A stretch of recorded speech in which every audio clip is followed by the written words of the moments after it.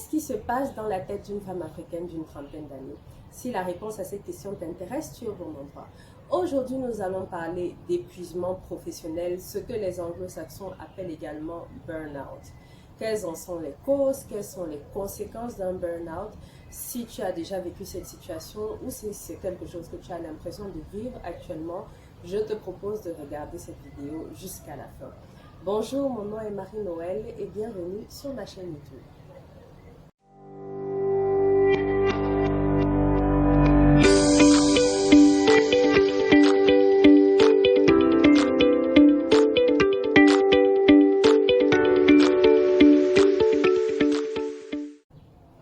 Alors, si tu me suis sur Instagram, tu sais déjà que cette vidéo fait partie d'une série de vidéos, d'articles, de posts que je vais faire sur 30 jours pendant tout le mois d'août, dont le but est de se reconnecter à sa féminité pour les femmes. Mais on va parler beaucoup de santé mentale, on va parler de stress, on va parler de comment supporter les situations difficiles et les challenges que la plupart des trentenaires aujourd'hui vivent pendant cette période-ci de leur vie. Donc, je t'invite à me suivre sur Instagram et sur mon blog pour pouvoir bénéficier de toute cette série de posts que je vais faire pendant tout le mois d'août. Maintenant, si tu es déjà quelqu'un qui me suit, tu sais que hier, j'ai posté un article dont le titre est « Personne n'aura pitié de toi », dans lequel je raconte mon expérience du burn-out professionnel. Et donc, je te propose de lire l'article, je vais mettre le lien en barre de description. Mais en gros, je raconte un peu la genèse de comment sur 4 années, parce que j'avais beaucoup de choses à faire en même temps, j'avais mon diplôme que j'étais en train de préparer, j'avais les enfants dont je devais m'occuper seule, j'étais dans une ville où je ne connaissais personne, où j'étais pratiquement seule. Et avec tout ça, donc, lentement, progressivement, j'ai commencé à accuser le coup parce que c'était très difficile psychologiquement, émotionnellement et même physiquement de tout gérer en même temps. Donc, ce que par contre je ne dis pas dans cet article, c'est ce qui se passe pendant la période qui précède justement le moment où je finis par craquer. Pendant cette période-là, en fait, mon emploi du temps était vraiment crazy. Like, mon emploi du temps était incroyablement chargé. Je me réveillais à 5 heures du matin, chaque matin, pour préparer les enfants pour l'école. Donc, je faisais leur goûter, j'allais les déposer pour qu'ils puissent prendre le bus scolaire. Et après ça, je rentrais chez moi et je me préparais pour aller au boulot. Ce qui se passe, c'est qu'en même temps que je gérais mon boulot, que je gérais les enfants, je faisais en même temps aussi 3 certifications en ligne. Donc, j'avais des devoirs à faire chaque semaine que je devais rendre. Il y avait dans une des certifications un devoir que je devais rendre le dimanche. Il y avait un devoir que je devais rendre le mardi. Et puis, il y avait une troisième également que je suivais qui était peut-être moins contraignante, mais en fait, c'était le mélange de tout ça qui faisait que c'était très stressant. Donc, quand je rentrais du boulot, je devais travailler sur mes certifications le soir avant de me coucher, parfois jusqu'à 23 heures, parfois j'allais au-delà de minuit. Et le week-end également, quand je n'étais pas en train de travailler encore, je devais aussi gérer les certifications, je devais rendre le travail. Et il se trouve que le travail que je faisais était extrêmement prenant parce que même pendant les week-ends, je pouvais être amenée à travailler, que ce soit en mission ou bien que ce soit pour rattraper le travail que j'avais à faire au bureau quand je n'étais pas en mission. Donc ça fait que j'étais tout le temps en train de travailler. Et quand je n'étais pas en train de travailler, j'étais en train de m'occuper des enfants parce que les enfants ne t'ont rien demandé, ils ont leur rythme à suivre.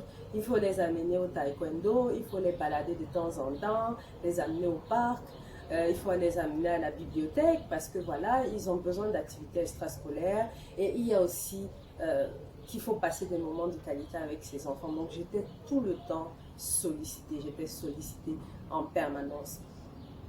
Et ce qui se passe, c'est que au lieu que je me dise à un moment donné, il y a trop de choses à faire, il faut que je calme le jeu, que je choisisse mes combats, j'étais toujours dans cette sensation-là que je ne suis pas assez productive, je n'en fais pas assez. il faut que je continue, il faut que je force, il faut que j'insiste. Et c'est ce qui a fait que progressivement, mon état de santé a commencé à se détériorer. Donc j'ai commencé à ressentir des douleurs articulaires, j'ai commencé à avoir des migraines, j'ai commencé à être très irritable. Un rien me faisait péter comme une cocotte minute. J'étais extrêmement fatiguée tout le temps, c'est-à-dire que même le matin au réveil, j'étais fatiguée. Je me souviens d'un jour où j'ai ouvert les yeux et la première des choses que j'ai dit en me réveillant le matin, c'est je suis fatiguée.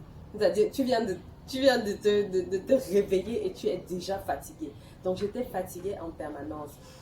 Mon sommeil a commencé à en prendre un coup parce que je me réveillais au milieu de la nuit, stressée par la journée qui arrivait le lendemain. Et le dimanche soir, c'est-à-dire, les travailleurs comprennent, il y a le syndrome du dimanche soir où tu commences à être stressé, à trembler parce que tu sais que le lendemain, tu dois aller au boulot. Donc, j'ai commencé progressivement à vraiment descendre, c'est-à-dire que je me sentais de plus en plus mal. C'était de pire en pire. Et une personne qui n'a jamais vécu cette situation va peut-être se demander comment est-ce que c'est possible qu'on se sente mal, qu'on se sente épuisé et qu'on continue, qu'on force, qu'on ne s'arrête pas pour se reposer. En fait, ce qui se passe, c'est que quand finalement tu te rends compte que quelque chose ne va pas et que tu appelles à l'aide, que tu vas voir d'autres personnes, en général, tu t'attends à ce que quelqu'un te dise c'est bon, repose-toi, tu en fais beaucoup, essaye de laisser tomber certaines choses, essaye de te poser. Mais en général, ce qui va se passer quand tu vas aller voir quelqu'un, c'est que la personne va te dire, gars, tu es forte, vas-y, j'ai confiance en toi, tu vas y arriver, etc. Ce qui est exactement l'inverse de ce que tu as envie d'entendre. Donc tu te retrouves dans une situation où tu ne veux pas décevoir les autres croient en toi, les autres pensent que tu peux y arriver et, et finalement ils ne se rendent même pas compte de la charge que tu portes sur tes épaules, c'est-à-dire à la limite tu as l'impression que ils sont en train de te dire que tu n'en fais déjà pas assez, vas-y fais-en plus. Et donc c'est exactement l'inverse de ce dont tu as besoin et comme tu ne veux pas les décevoir, tu continues à forcer sur toi. Il y a aussi ce sentiment-là que tu t'identifies à ton travail. C'est-à-dire que je suis Marie-Noël, je suis médecin. Qu'est-ce que je suis si je ne suis pas ça?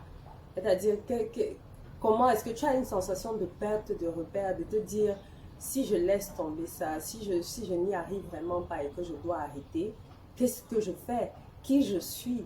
Donc, tu as la peur de t'arrêter et de prendre une pause et de revoir tes priorités et de te demander est-ce que ce que je suis en train de faire est vraiment ce que j'ai envie de faire et est-ce que c'est ce que je devrais faire? Est-ce que je suis venue au monde pour faire vraiment ça? Donc, il y a la peur de décevoir, il y a la peur de perdre ses repères, il y a la peur il y a le besoin de prouver aux autres qu'on peut y arriver, qu'on peut tout gérer en même temps, que voilà quoi, c'est-à-dire je suis une maman célibataire, je paye mes factures toute seule, je travaille, je gère encore ma création de contenu, je voyage, je monte, je descends. Donc en fait, tu as ce besoin de prouver que tu peux y arriver, de te prouver à toi-même et de le prouver aux autres. Et ce truc t'enferme dans une prison de laquelle tu as l'impression que tu ne peux pas sortir. Parce que voilà quoi, tu ne sais même pas par où commencer, tu ne sais même pas à qui te confier. Les gens à qui tu te confies ne comprennent pas ta détresse et ça va de mal en pire. C'est ce qui nous amène donc aux causes du burn-out, aux causes de l'épuisement professionnel. Je ne vais pas ici vous faire un cours, mais tout ce que je peux vous dire, c'est qu'au-delà de la charge du travail, au-delà du fait qu'on prend souvent beaucoup de choses en même temps qu'on ne peut pas gérer, il y a un aspect qui est très important, c'est l'aspect relationnel.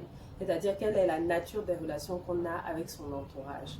Et une des choses qui favorise le burn-out, c'est l'isolation. C'est-à-dire qu'on se retrouve dans une ville comme moi, où on ne connaît personne, où on n'a pas sa famille, on n'a pas ses repères. Et ce pendant une période qui est très prolongée. Ça peut être très difficile à vivre. Donc, on est seul, on n'a pas de support system qui permet de pouvoir relâcher la pression de temps en temps. Et au-delà de ça, il y a les relations même qu'on a avec les gens dans son entourage professionnel. Ce que j'ai dit dans l'article que j'ai écrit hier est très important, c'est que la plupart des gens au cours de leur vie vont passer plus de temps avec leur conjoint et avec leurs collègues ou avec leurs patrons qu'ils n'en passeront avec leurs conjoints ou avec leurs enfants. Si on calcule, et c'est très logique, si on calcule le nombre d'heures de travail qu'on passe, on rajoute à ça le nombre d'heures de sommeil, peut-être le nombre d'heures qu'on va avoir dans les transports en commun pour se rendre à son travail, on se rend compte qu'il ne reste finalement que très peu de temps à passer avec les personnes qu'on aime, les personnes de sa famille, ou bien son amoureux, la personne qu'on a choisie. Donc, au final, on passe énormément de temps au travail avec des gens qu'on n'a pas forcément choisis. Si l'ambiance au travail est toxique, ça a un impact extrêmement grand sur sa confiance en soi, sur son estime de soi, sur sa santé mentale. Donc, il faut vraiment faire très, très attention au travail dans lequel on est parce que finalement, ça va avoir plus d'impact qu'on ne le croit sur notre vie ou sur le reste de notre vie, même quand on aura quitté ce travail-là. Donc, les femmes en particulier, ça il faut le dire, sont très vulnérables aux situations de stress au boulot. Parce qu'il y a le sexisme, parce qu'il y a les abus de pouvoir, parce qu'il y a le harcèlement moral et le harcèlement sexuel. Et elles sont particulièrement vulnérables, elles sont en situation de faiblesse dans toutes ces choses. Mais les hommes aussi peuvent être malmenés par un patron qui est narcissique. La culture d'entreprise, même en général, peut avoir un effet sur la santé mentale des employés. C'est-à-dire que quand on est dans un environnement corrompu, ou bien quand on est dans un environnement où règne la délation, c'est-à-dire que tout le monde qui parle de tout le monde, qui va aller rapporter au boss des choses qui sont parfois vraies, parfois fausses, et qui sont entretenues par le patron, ça peut avoir un effet vraiment extrêmement grave sur la santé mentale de l'employé. Le fait aussi de se retrouver dans un emploi où on ne se sent pas utile, où on n'a pas l'impression de mettre à profit ses vrais talents, son intelligence, ça peut vraiment beaucoup affecter quelqu'un. Le fait de ne pas être passionné par ce qu'on est en train de faire, le fait d'avoir l'impression de laisser s'échapper sa vie sans faire quelque chose qui compte vraiment pour nous, ça peut avoir un effet sur le long terme, sur la santé mentale. Donc, le travail, c'est quelque chose de très important dans la vie de quelqu'un. Et c'est pour ça, en fait, que ça peut tellement affecter une personne que cette personne finisse par craquer. Et donc, c'est ce qui nous amène aux conséquences du burn-out. Les conséquences peuvent être multiples et peuvent être tellement variées qu'il n'y a pas une symptomatologie particulière. Mais on se rend compte qu'il y a des troubles qui peuvent être physiques, émotionnels ou intellectuels qui commencent à s'installer de manière chronique. Ça peut aller de la fatigue, l'irritabilité, le manque d'appétit ou bien au contraire une augmentation de l'appétit jusqu'à des choses un peu plus graves comme des maladies cardiovasculaires qui finissent par s'installer. Tu vas avoir une augmentation de la pression artérielle, tu vas avoir du diabète qui va finir par s'installer. C'est pour ça que ce n'est pas étonnant que quelqu'un travaille jusqu'à faire un AVC. Tu vas avoir aussi des pathologies un peu plus graves comme des cancers qui vont finir par s'installer au bout de 10, 20 ans de stress chronique. Donc, tu vas avoir des maladies comme celle-là. Et dans mon cas, ce qui s'est passé, c'est que j'ai commencé à développer des troubles articulaires, comme je disais. J'ai commencé à avoir des douleurs, je pouvais avoir des lumbagos. J'ai commencé à développer une arthrite à mon âge. C'est-à-dire que j'avais des douleurs au niveau des genoux et au niveau des chevilles. Ça faisait tellement mal à un moment donné qu'il suffisait que j'appuie juste ma cheville comme ça là pour qu'une douleur violente se déclare. Donc du coup, à un moment donné de ma vie, j'ai presque cru que j'allais marcher avec une canne parce que je marchais en traînant les pieds. Mais ça, les gens ne le voient pas toujours. C'est-à-dire que c'est toi qui ressens ces symptômes, qui sait que tu ne vas pas bien. et tu n'arrives pas à l'expliquer aux gens. J'ai commencé aussi à avoir des troubles alimentaires parce que je mangeais des quantités de nourriture qui moi-même m'effrayaient. C'est-à-dire parfois je pouvais manger jusqu'à ce que mon ventre me fasse mal. Et ça, c'est particulièrement pendant mes vacances ou bien lorsque je quittais la ville, que je revenais auprès de ma famille. Parce qu'à ce moment-là, c'était pour moi une façon de relâcher le stress que j'avais en moi. Donc, du coup, j'ai commencé à prendre énormément de poids.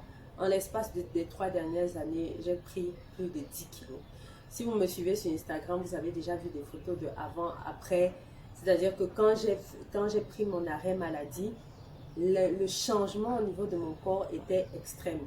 J'avais des problèmes de peau, j'avais de l'acné et tout. Quand j'ai arrêté de travailler, ma peau a changé, mon poids a changé, mon corps entier a changé. Simplement parce que j'ai arrêté de travailler, que j'ai recommencé à m'alimenter normalement, parce que j'ai retrouvé le temps de faire du sport. Et donc, j'ai changé en l'espace de quelques jours, de même pas un mois. J'ai totalement retrouvé la vie, en fait. C'est là que tu comprends que le stress te tue. Le stress te tue à petit feu. Et ça, si je ne l'avais pas vécu, je ne l'aurais certainement pas compris. Les gens te disent, on le lit dans les journaux, on le regarde à la télé, mais tant qu'on n'a pas vécu et qu'on n'a pas vu la transformation, on ne se rend pas compte. Même ici sur, excusez-moi, même ici sur YouTube, si vous regardez les photos que j'ai faites, les vidéos que j'ai faites en janvier, quand j'ai lancé ma chaîne YouTube, et vous regardez les vidéos de maintenant, vous voyez que même mon visage s'est affiné. Donc, c'est pour vous dire que le stress chronique qu'on finit par développer à cause de l'épuisement professionnel, ça a un impact direct sur le corps et sur l'esprit.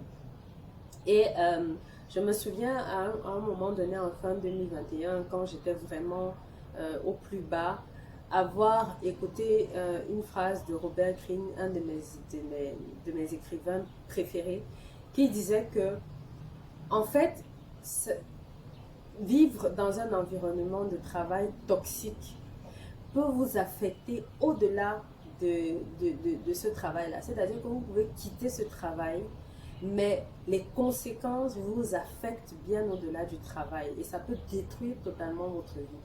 Donc, c'est un sujet très important et c'est quelque chose auquel il faut vraiment, une chose à laquelle il faut vraiment faire très attention et prendre vraiment au sérieux. Alors pour conclure, je ne veux pas que cette vidéo soit très longue, donc je ne vais pas parler des solutions ici. Je ferai une autre vidéo pour parler de quelles sont les solutions possibles quand on est en situation de burn-out. Mais ce que je peux déjà dire, c'est que n'attendez pas que les autres valident l'état dans lequel vous êtes. Si vous n'êtes pas bien, si vous avez la sensation de traverser un burn-out, allez voir un médecin. Essayez d'obtenir un repos médical. Faites tout, faites quelque chose, mais ne restez pas dans cette situation à forcer sur votre corps jusqu'à ce que vous craquiez et que vous vous retrouviez à l'hôpital. Donc faites quelque chose, n'attendez pas que les autres vous donnent cette validation-là. Parce que je vais vous dire, ce qui se passe en général, c'est que soit les gens ne se rendent pas compte de ce que vous êtes en train de traverser, et donc ils ne vous apportent pas le soutien dont vous avez vraiment besoin. Soit vous vous retrouvez dans une situation où il y a même des gens qui se rendent compte que ça ne va pas, mais parce qu'ils ont un intérêt à vous voir continuer à travailler, à vous voir continuer à forcer sur votre corps, ils vont vous encourager à continuer. Et ça, vraiment, il faut en avoir bien conscience. Si quelqu'un dépend de vous, si quelqu'un a besoin des revenus que vous rapportez, il ne va pas. C'est pas la personne là qui va vous dire que maman, laisse tomber, repose-toi, je vais me débrouiller autrement. Donc, ayez ça à l'esprit et faites de vous-même une priorité. Prenez soin de vous-même parce que personne d'autre ne le fera à votre place. C'est pour ça que le titre de mon article, c'est personne n'aura pitié de toi parce que c'est la vérité. Personne ne vit dans ton propre corps. Ce qui va se passer pour les gens qui t'aiment vraiment beaucoup, c'est que quand tu vas mourir là, on va venir écrire hype sur ta page Facebook. ou bien sur ta page Instagram. Les gens viendront pleurer à ton deuil. Les gens viendront faire des cotisations. Les gens vont venir se lamenter et dire que ouais, elle est montée comme ça, elle était encore jeune. Waouh, pourquoi les jeunes mettent déjà beaucoup comme ça là? Pardon. Ne va pas te sacrifier pour des gens qui vont continuer leur vie une fois que tu seras parti. Et moi, je dis toujours ça. C'est-à-dire que si vous m'aimez, montrez-le-moi de mon vivant. Si vous m'aimez, aidez-moi pendant que je vous appelle à l'aide, pendant que je suis encore là. Mais ce qu'on ne va pas faire, c'est de laisser les gens mourir et ensuite de se lamenter une fois qu'ils sont déjà partis. Donc, prenons soin de nous-mêmes, prenez soin de vous-même. Et je vais conclure par ces mots. Toi qui me regardes, si c'est une situation que tu traverses, je sais que personne ne te l'a encore dit, mais repose-toi. Tu as le droit de te reposer. Si ça ne va pas, tu as le droit de te reposer. Tu en as déjà assez fait. Alors j'espère que mes mots vont résonner en toi. J'espère que cette vidéo va aider quelqu'un, n'importe qui. Peut-être que cette vidéo va même aider une personne qui ne traverse pas un burn-out à comprendre un proche, une proche qui traverse cette situation. Sur ce, je vous remercie d'avoir regardé. Je vous invite à vous abonner à mes différentes plateformes et je vous dis à la semaine prochaine pour une autre vidéo. Ciao!